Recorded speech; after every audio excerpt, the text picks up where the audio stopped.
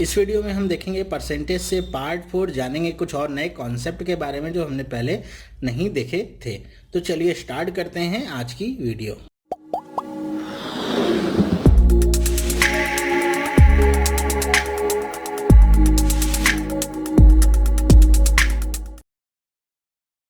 Hello, मेरा नाम चंद्रहास है। स्टडी स्मार्ट में आप सबका स्वागत है। दोस्तों, परसेंटेज से हमने 3 पार्ट पहले ही देख लिए हैं, तो अगर आपने वो तीनों पार्ट नहीं देखे हैं तो यहाँ पे नीचे मैं लिंक दे रहा हूँ, उस पर क्लिक करके आप वो तीनों पार्ट पहले कवर कर लीजिए, फिर इस पार्ट से कंटिन्यू करिए। उन तीनों पार्ट में मैंने जो कॉन्सेप्ट बताए थे उससे कुछ अलग तरह के क्वेश्चंस इस पार्ट में हम देखेंगे, तो पहले आप वो तीनों पार्ट देख लीजिए। तो चलिए स्टार्ट करते हैं। हम देखते हैं इसमें कुछ अलग तरह के क्वेश्चंस। अब देखिए, पहला क्वेश्चन जो है ये मैंने यूट्यूब से लिया हुआ है। कल किसी ने कमेंट में मुझे ये क्वेश्चन पूछा था, तो क्वेश्चन मुझे पढ़ के ठीक ठाक लगा, अच्छा लगा, तो मैंने सोचा इसको इस पार्ट में कवर कर देता। थोड़ा अलग टाइप का क्वेश्चन है। क्या करें? The price of sugar is increased by 28%, therefore a family reduced it's consumption so that the increment in the expenditure of sugar is only 20%. If consumption of sugar is 15 kg before the increment, what is the consumption now? कह रहे हैं कि कुछ sugar है, sugar का जो दाम है वो 28% से बढ़ जाता है, तो कोई फैमिली जो शुगर को यूज कर रही है वो अपना कंजम्पशन इस हिसाब से कम करती है कि उसका एक्सपेंडिचर केवल 20% ही बढ़ता है। कह रहे हैं कि पहले अगर वो लोग 15 किलो शुगर इस्तेमाल कर रहे थे, तो बताइए कि अब उनका कंजम्पशन, मतलब इंक्रीमेंट के बाद जो कंजम्पशन होगा, जो घटा हुआ कंजम्पशन होगा, वो कितना होगा। तो इस तरह के क्वेश्चंस अगर आपके सामने आते हैं, देखिए इसमें डेटा चेंज हो जाएगा, बाकी कुछ चेंज नहीं होता है। तो कैसे करेंगे आप इनको? बहुत ही सिंपल तरीके से आप कर सकते हैं। देखिए, हम मान लेते हैं कि चीनी का जो दाम था पहले कितना था, 100 रुपये प्रति किलो था। ठीक है, मतलब 1 किलो की कीमत कितनी थी, 100 रुपये। और हमको पता है परिवार पहले कितना चीनी इस्तेमाल करता था, 15 किलो। तो पहले परिवार का कंजम्पशन, मतलब पैसा कितना खर्च होता होगा, तो 15 गुणे में 100 कितना आ जाएगा, 1500 रुपये परिवार के पहले खर्च हुआ करते थे। फिर क्या कह रहे हैं कि जो परिवार का एक्सपेंडिचर है वो 20% से बढ़ गया है, मतलब पहले 1500 होता था, अब उसका 20% और बढ़ के होने लगा। तो हम क्या करें, इसका 20% निकाल लें 1500 का, तो हम इसको 120 से गुणा करके 100 से भाग कर देते हैं। हमने 120% निकाल लिया, इसका कितना आ जाएगा, ये आ जाएगा आपका 1800। तो अब कितना पैसा खर्च करता है परिवार, 1800 रुपये। पहले 1500 खर्च करता था, तो अब कितना खर्च करता है, 1800 रुपये। ठीक है, इतनी बात आपको समझ में आई। हमको टोटल एक्सपेंडिचर पता चल गया परिवार का 1800 रुपये। अब हम आ जाते हैं दाम पे। पहले दाम 100 रुपये प्रति केजी था, अब कहते हैं दाम 28% बढ़ गया है। तो 100 रुपये का 28% बढ़ा हुआ कीमत कितना होगा, 128 रुपये। ये बात तो आपको पता होगी, 128 रुपये पर केजी। हमको पर केजी में दाम पता चल गया कितना है, टोटल खर्चा पता चल गया कितना है। अब बस निकालना क्या है, क्वांटिटी। तो कुछ नहीं, बस इसको आप डिवाइड कर लीजिए, 1800 बटे में 128। अब इसे कट कर दीजिए। कैसे कट करेंगे, हम इसे 8 से कट कर लेते हैं। एक बार जाएगा, 6 बार जाएगा, और ये 8 दूनी 16, फिर 8 दूनी 16, 8 पंचे 40, आ गया कितना, 225 बटे में 16। अब वहाँ पे क्वेश्चन में ऑप्शंस तो दिए नहीं थे, तो ये नहीं पता है कि आपका आंसर किस फॉर्मेट में था।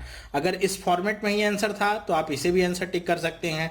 पॉइंट में अगर आंसर रहा होगा तो ये कुछ आया होगा, ये आप इसे 16 से कट कर लीजिए। एक बार जाएगा, फिर 4 बार जाएगा, पॉइंट लगाएंगे, 0 बढ़ाएंगे 6, और ये कटता जाएगा, तो लगभग 14.06 किलो ये आएगा पॉइंट में अगर आंसर होगा तो। ठीक है, तो जिस भी हिसाब से आंसर होगा आप इसे आप कन्वर्ट कर सकते हैं। ये कोई बड़ा काम नहीं जिसे करके बताना पड़े। यहाँ तक निकालना बस थोड़ा सा आपके लिए डिफिकल्ट था। डिफिकल्ट भी क्या कहूँ, थोड़ा सा ट्रिकी था। समझ जाएंगे तो अब आप आसानी से इस तरह के क्वेश्चंस को कर सकते हैं। बस करना क्या है, आप एक कीमत मान लीजिए, 100 रुपये मान लीजिए, ऐसे जरूरी 100 रुपये मानिए, 10 रुपये मानेंगे तब पर भी आएगा, 5 रुपये मानेंगे तब पर भी वही आएगा, आंसर सेम ही आना है। ठीक है, आंसर में कोई बदलाव नहीं होना है। 100 इसलिए माना ताकि कैलकुलेशन थोड़ी इजी हो सके। इसी तरह आप करेंगे, इस तरह के क्वेश्चन आएंगे तो बस आसानी से आप कर सकते हैं। आई होप आपको समझ में आया होगा। नेक्स्ट चलते हैं। अब देखिए, एक इस तरह की प्रॉब्लम आती है कि weight of 2 friends A and B are in the ratio 1:2। A's weight increased by 20% and the total weight of A and B together becomes 60 kg with an increase of 30%. By what percent the weight of B increases? Question को समझना सबसे पहले आपके लिए important होगा। यहाँ पे question क्या करें वो मैं समझा दूं आपको कि दो फ्रेंड हैं ए और बी नाम से, ठीक है। कह रहे हैं कि ए का वेट जो है 20% बढ़ा दिया हमने, ठीक है, अब बढ़ गया, अपने आप ही बढ़ गया, 20% बढ़ गया। और कह रहे हैं total weight of A and B becomes 60, कि दोनों ए और बी का दोनों का वेट बढ़ के कितना हो गया है 60 किलो। लेकिन ये 60 किलो कैसा हुआ है with an increase of 30%। 60 kilo ये 30% बढ़ा हुआ वेट है दोनों का। तो हमको निकालना क्या है कि बी का वेट कितने से बढ़ा होगा। ए का तो पता है कि 20% से बढ़ा है, बी का नहीं पता है कि 20% से बढ़ा है कि कितने परसेंट से बढ़ा है, लेकिन ये पता है कि दोनों का वेट बढ़ा हुआ है तो 30% हो गया है बढ़ के। तो आपको निकालना है बी का वेट कितने से बढ़ा होगा। तो देखिए इसे करने का 3 मेथड है, 3 तरीके से आप इसे कर सकते हैं। एक तो आपका इसका ट्रेडिशनल मेथड है और 2 मेथड इसके शॉर्टकट वाले हैं। तीनों ही मैं आपको बता देता हूँ। देखिए ट्रेडिशनल मेथड से करेंगे तो कैसे करेंगे। हमको ये पता है कि जो 60 kg है वो आपका 30% बढ़ा हुआ वेट है, मतलब 60 kg बराबर कितना है 130% है। तो हम 100% निकाल सकते हैं यहाँ से, मतलब ओरिजिनल वेट कितना होगा, क्रॉस मल्टीप्लाई करिए कितना आ जाएगा। देखिए इसे निकालते हैं, क्या आएगा 60 इंटू में 100 अपॉन में 130, 0 से 0 कैंसिल आउट हो गया, कितना आ गया 600 अपॉन में 30 kg। ये आपका ओरिजिनल वेट है दोनों का, मतलब दोनों का ये प्लस में वेट है एक साथ। अलग अलग वेट हम निकाल सकते हैं कैसे, हमको पता है कि इनके अनुपात क्या है, A/B कैसे है 1:2 के रेशियो में है। तो ए का वेट कितना होगा 600 बटे में 13 और गुणे में 1/3, काट दीजिए कितना आ जाएगा 200 बटे में 13। अब ए का वेट पता चल गया तो बी का वेट अपने आप ही पता चल जाएगा, कितना आ जाएगा 400 बटे में 13। नहीं होता है तो आप इसी तरह निकाल सकते हैं 2/13 करके। तो हमको ए का भी वेट पता चल गया 200 बटे में 13 और बी का वेट पता चल गया 400 बटे में 13। अब यहाँ पे जो कंडीशन दी गई है उसके हिसाब से आप रख दीजिए कि ए का 20% बढ़ा हुआ वेट प्लस बी का समथिंग x% बढ़ा हुआ वेट, दोनों मिला के कितने हो जाते हैं 60 kg। ये इक्वेशन आप बना लीजिए और x के लिए सॉल्व कर लीजिए। देखिए कैसे करेंगे। ए का वेट कितना है 200 बटे में 13 kg और इसका 20% बढ़ा हुआ वेट हमको लेना है, तो हमको इसका 120% निकालना होगा बटे में 100। प्लस में बी का वेट कितना है 400 बटे में 13, तो हम लिख देते हैं यहाँ पे 400 बटे में 13 और गुणे में क्या आएगा 100 प्लस x अपॉन में 100। ये 100 प्लस x क्यों किया, क्योंकि हमको पता नहीं कि b का वेट कितने से बढ़ा है, ठीक है, ये हमको नहीं पता है बराबर में, लेकिन ये पता है कि दोनों का वेट बढ़ के कितना हो गया 60 kg। बस आप सॉल्व कर लीजिए। ये 2 जीरो से यहाँ के 2 जीरो कट गए, ये 2 जीरो से ये 2 जीरो कट गए, 12 दूनी कितना हो जाएगा 240 बटे में 13 और ये कितना आ जाएगा 400 प्लस 4x बटे में 13 बराबर में कितना आ जाएगा 60। अब यहाँ पे एलसीएम ले सकते हैं, लेकिन देखिए आपका जो डिनोमिनेटर है वो क्या है सेम है, तो न्यूमरेटर भी आपस में सिंपली ऐड हो जाएंगे और 13 का गुणा 60 में हो जाएगा। तो इसको आप ऐसे ही लिख लीजिए। कैसे लिखेंगे इसे आप 240 प्लस 400 कितना आ जाएगा 640 प्लस 4x और 13 गुणे 60 कितना हो जाएगा 780। तो 4x बराबर क्या आ जाएगा 780 में से 640 को घटा दीजिए, कितना आ जाएगा 140। तो x की वैल्यू कितनी आ जाएगी 140 बटे में 4, कट करेंगे कितना आ जाएगा 3 बार जाएगा और 5 बार जाएगा 35%। मतलब x की वैल्यू कितनी आएगी 35%, मतलब b कितने से बढ़ा होगा, b बढ़ा होगा 35% से। तो ये आपका ट्रेडिशनल मेथड है, यहाँ से आप निकाल सकते हैं इजीली। कोई वैसे दिक्कत वाली बात तो नहीं होगी, लेकिन टाइम आपका ये ज़्यादा लेगा, ठीक है, टाइम इसमें ज़्यादा लगेगा। आंसर आ जाएगा, कोई दिक्कत वाली बात भी नहीं है, बस टाइम आपका ज़्यादा लेगा। चलिए देखते हैं इसे दूसरे और किन तरीकों से हम सॉल्व कर सकते हैं। चलिए इसका ये सेकंड मेथड मैं आपको बता रहा हूँ, इस तरह के क्वेश्चंस आए अगर तो कैसे करेंगे। तो इसके लिए आप एलिगेशन रूल लगा सकते हैं। एलिगेशन रूल की हेल्प से बहुत ही आसानी से आप कर सकते हैं। हमको दिया गया है ए 20% से बढ़ा है और बी नहीं पता है कितने परसेंट से बढ़ा है, लेकिन ये पता है कि दोनों कितने परसेंट से बढ़े हैं 30% से। एलिगेशन रूल के लिए हमको यही चीज़ पता होनी होती थी कि इंडिविजुअल वैल्यू पता हो और उनका जो मिक्स हो वो पता हो, ठीक है। तो हमको ये पता है कि ए बढ़ा है 20 से, मैं यहाँ पर ऊपर नोटेशंस लिख लेता हूँ जैसे हमने पहले किया था ए और बी। तो ए बढ़ा है 20 से और बी मान लेते हैं x% से बढ़ा है और दोनों कितने से बढ़े हैं 30% से। अब बस आप डिफरेंस निकाल लीजिए, 20 और 30 का डिफरेंस कितना आ जाएगा 10%। और यहाँ पे देखेंगे तो एक वैल्यू क्या होती है, बीच वाली वैल्यू से एक वैल्यू छोटी होगी तो दूसरी बड़ी होगी। तो यहाँ पे हमको क्या होगा कि x - 30 ये परसेंट निकालना होगा, ठीक है। x minus 30%। ये हमको क्या मिल गया, इनके रेशियोज मिल गए, ठीक है, कि ये रेशियो है परसेंटेज का, और हमको इनका ओरिजिनल रेशियो पता है कितना है, 1:2 का। बस दोनों को आप इक्वेट कर दीजिए, x माइनस 30 अपॉन में 10 बराबर में कितना, 1/2। ध्यान रखिएगा ये a की वैल्यू आई है और ये b की वैल्यू आई है। अगर आपने मिक्सचर और एलिगेशन का चैप्टर मेरा नहीं देखा है तो मिक्सचर और एलिगेशन का चैप्टर यहाँ पे मैं लिंक दे रहा हूँ, इस पर आप क्लिक करके देख सकते हैं पूरा का पूरा, जिससे आप समझ सकते हैं कि कैसे हो रहा है। बस आप क्रॉस मल्टीप्लाई कर लीजिए, आप सिंपली इसे 5 टाइम्स कट कर दीजिए, ये आपका 5 1 से गुणा होगा, कितना हो जाएगा, x माइनस 30 बराबर में क्या आ जाएगा, 5। तो x की वैल्यू कितनी आ गई, 35%। देखिए यहाँ से आपको वैल्यू कितनी मिल जाती, मतलब जो पहले हमने क्वेश्चन किया था और इस क्वेश्चन को करने में लगभग 70% कम टाइम और स्पेस लगा है। x की वैल्यू कितनी आ गई, 35%, ठीक है। वैल्यू एकदम सेम है, कोई भी डिफरेंस नहीं होगा, ना तो मेथड ऐसा गलत है, ना तो केवल ऐसा है कि नहीं सर केवल एक ही क्वेश्चन के लिए मेथड लगेगा बाकी क्वेश्चन के लिए नहीं। इस तरह का कोई भी क्वेश्चन आएगा आप एलिगेशन के रूल से आराम से हल कर सकते हैं, बहुत ही आसानी के साथ आपको आंसर मिल जाएगा, ठीक है। ये आपका हुआ दूसरा मेथड। एक तीसरा मेथड इसका शॉर्टकट मेथड है, उसे मैं बता देता हूँ। देखिए थर्ड मेथड इसका क्या होगा, ये आपका एक फॉर्मूला टाइप का है, आप चाहे तो याद कर सकते हैं, वरना अगर एलिगेशन रूल समझ गए तो वहाँ से आप इजीली कर सकते हैं। देखिए अगर हमको इस तरह का क्वेश्चन दिया हो कि कोई 2 लोग दिए हों, पर्सन दिए हों, और उनका अनुपात दिया हो 1:2 का अनुपात है, मैं इसे मान लेता हूँ आपको A:B का अनुपात दिया होगा, अनुपात तो बदल सकते हैं, A:B का अनुपात दिया हो, और एक व्यक्ति का दिया हो इंक्रीमेंट कितना हो रहा है, 20% से, 20% की जगह पे यहाँ रख देता हूँ x%, ठीक है, कि x% से इंक्रीज होता है, और उनका वेट बन जाता है 60 kg, ठीक है, और दोनों का इंक्रीमेंट जो हो वो किससे हो, y% से हो। तो जो दूसरे वैल्यू मतलब b की वैल्यू अगर आपको निकालनी हो कितने से बड़ा है, तो उसका फॉर्मूला क्या होता है, उसका फॉर्मूला देखिए, b का अगर आपको परसेंट निकालना हो तो फॉर्मूला होता है y% इंटू में गुणे में a प्लस b, दोनों रेशियो का ऐड, माइनस में a इंटू में x अपॉन में b। ये फॉर्मूला आप अप्लाई कर दीजिए, बस वैल्यूज को सब्स्टिट्यूट करिए, आपको आंसर मिल जाएगा। देखिए कैसे, y की जगह पे यहाँ पे क्या है 30, a प्लस बी का मतलब क्या हो गया, 2 + 1 कितना आ जाएगा, 3, तो 1 + 2 मैं यहाँ पे ऐसे लिख देता हूँ। a की वैल्यू कितनी है 1, x की वैल्यू कितनी है 20, अपॉन में b की वैल्यू कितनी है 2। सॉल्व करिए, देखिए 2 1 3 हो जाएगा, और ये कितना हो जाएगा, 30 से गुणा होगा, हो जाएगा 90, 90 माइनस 20 अपॉन में 2 कितना आ जाएगा, 70 बटे में 2, कट करेंगे कितना आ गया, 35%। ये इसका तीसरा तरीका है, ये फॉर्मूला है, इसे भी आप अगर याद रखना चाहें तो रख सकते हैं, इस तरीके से भी आप आसानी से आंसर निकाल सकते हैं अगर ये आपको याद है तो मैंने आपको 3 तरीके बताए एक ही क्वेश्चन को करने के, जो भी आपको समझ में आए उसे आप फॉलो कर सकते हैं। चलिए देख लेते हैं तीसरा क्वेश्चन। अब देखिए इस तरह के जो मंथली एक्सपेंडिचर सेविंग के वाले क्वेश्चन बहुत आते हैं, एसएससी वगैरह में बहुत क्वेश्चन आते हैं। इसमें डिफरेंस और कुछ नहीं होता है, कहीं पे आपको पूरा सब कुछ परसेंट में दिया रहेगा और कहीं पे ऐसे दे देगा, जैसे यहाँ पे 50% है तो कह देगा 1/2। देखिए पढ़ते हैं क्वेश्चन कैसे होगा कि Gaurav spend 30% of his monthly income on food articles and 40% of the remaining. देखिए 40% रिमेनिंग, 30% खर्च करने के बाद जो बचेगा उसका 40% वो कन्वेंस और क्लोथ्स वगैरह पे खर्च करता है, और उसके बाद वो सेव क्या करता है 50% ऑफ द रिमेनिंग, मतलब इतना खर्चा होने के बाद भी जितना बचता है उसका भी 50% वो सेव करता है। अगर उसकी मंथली सैलरी कितनी है 18,400, तो वो कितना पैसा बचाता है हर महीने, ये आपको निकालना है।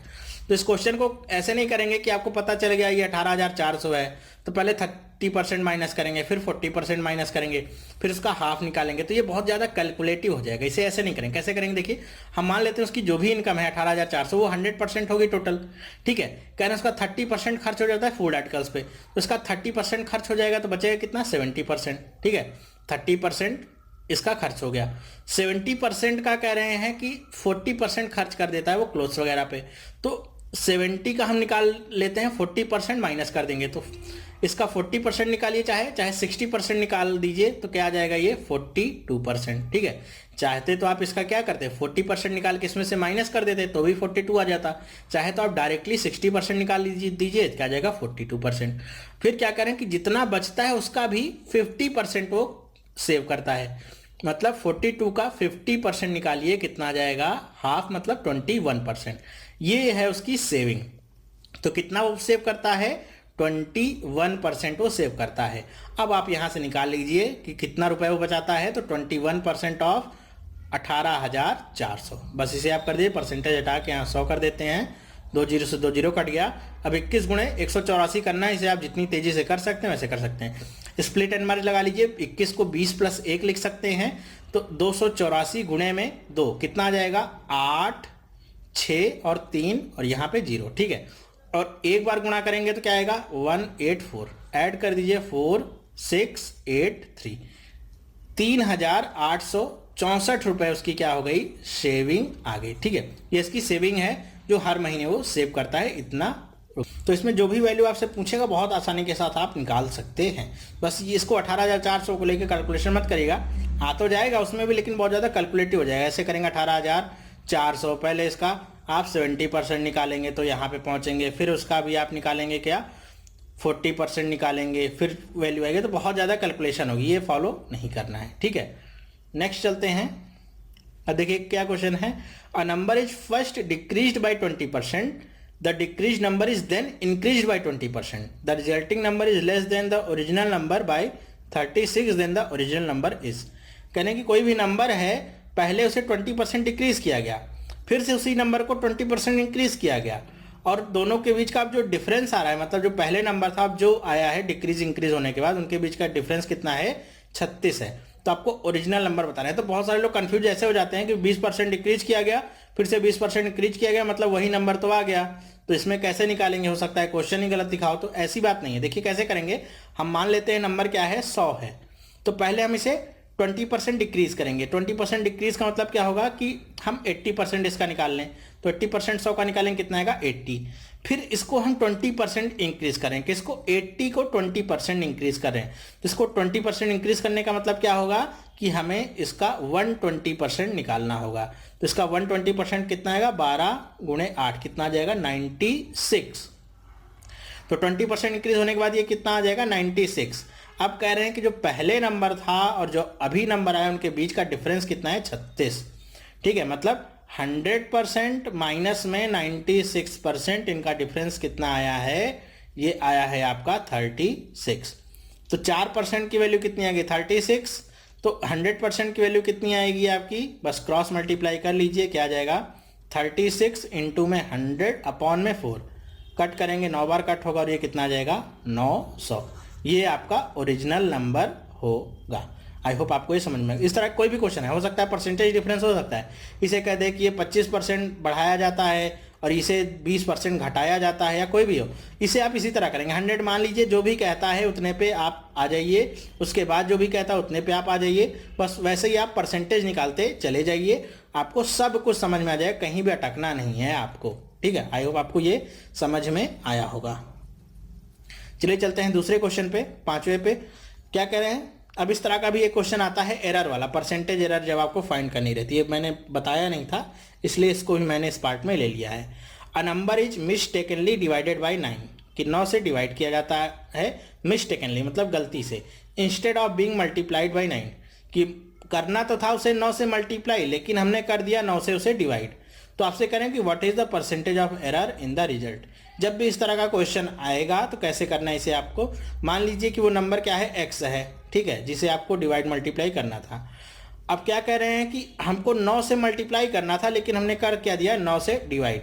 तो आपको परसेंटेज एरर निकालनी है। तो परसेंटेज एरर कैसे निकालेंगे हम, देख लीजिए इसे कैसे करेंगे, कि हम पहले ले लेंगे जो भी हमारी ओरिजिनल वैल्यू रही होगी। ओरिजिनल वैल्यू क्या रही होगी, इसकी ओरिजिनल वैल्यू रही होगी 9x, और अभी प्रेजेंट वैल्यू क्या है उसकी, x/9।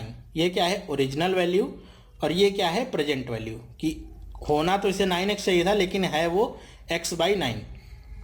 इसका बस आप परसेंटेज डिफरेंस निकाल लीजिए। कैसे निकालेंगे इसे हम, 9x माइनस में x/9 और अपॉन में, इन दोनों के बीच का माइनस और अपॉन में क्या आएगी, हमेशा ओरिजिनल वाली वैल्यू आप लिखेंगे यहाँ पे। तो ओरिजिनल वैल्यू क्या है, 9x, इंटू में क्या करेंगे, 100। बस इसे आप सॉल्व कर लीजिए।